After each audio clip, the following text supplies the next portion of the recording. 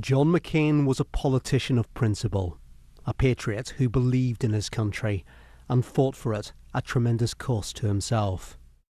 As a young Navy pilot, he was shot down over Hanoi, interrogated and tortured. His captors saw a potential propaganda coup when his father became commander of US forces in Vietnam and offered him release.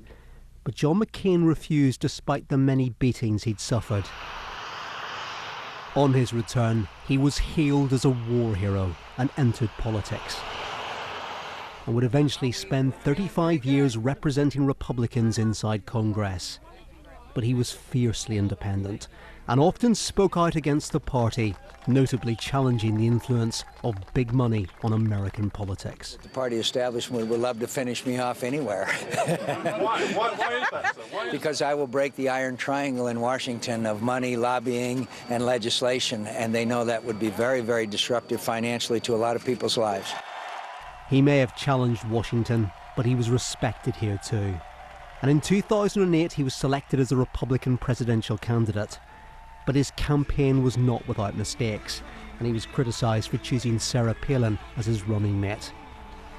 Ultimately, he was to lose to history in the form of Barack Obama. I wish the outcome had been different, my friends. The road was a difficult one from the outset, but your support and friendship never wavered. In the divisive and aggressive world of American politics, there was always respect shown between President Obama and John McCain. But Donald Trump didn't always show McCain such courtesy. He's not a war hero. He's a war hero. He's a war hero. 5.5 years. He's a war hero because he was captured. I like people that weren't captured, okay? I hate to tell you. Do you agree with that? He's a war hero because he was captured. His influence was still obvious in the twilight of his career. After brain surgery, he walked into the Senate and stopped Donald Trump's attempts to get rid of the Obamacare health reforms. With a grand gesture, he turned his thumb down. John McCain was a fighter to the end.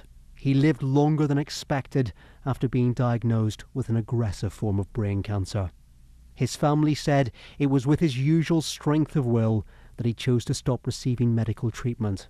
But he was a man who never gave up hope in politics or in his own personal battles. I'm going home for a while to treat my illness. I have every intention of returning here and giving many of you cause to regret all the nice things you said about me. And I hope to impress on you again that it is an honor to serve the American people in your company. Thank you, fellow senators. Mr. President, I yield the floor.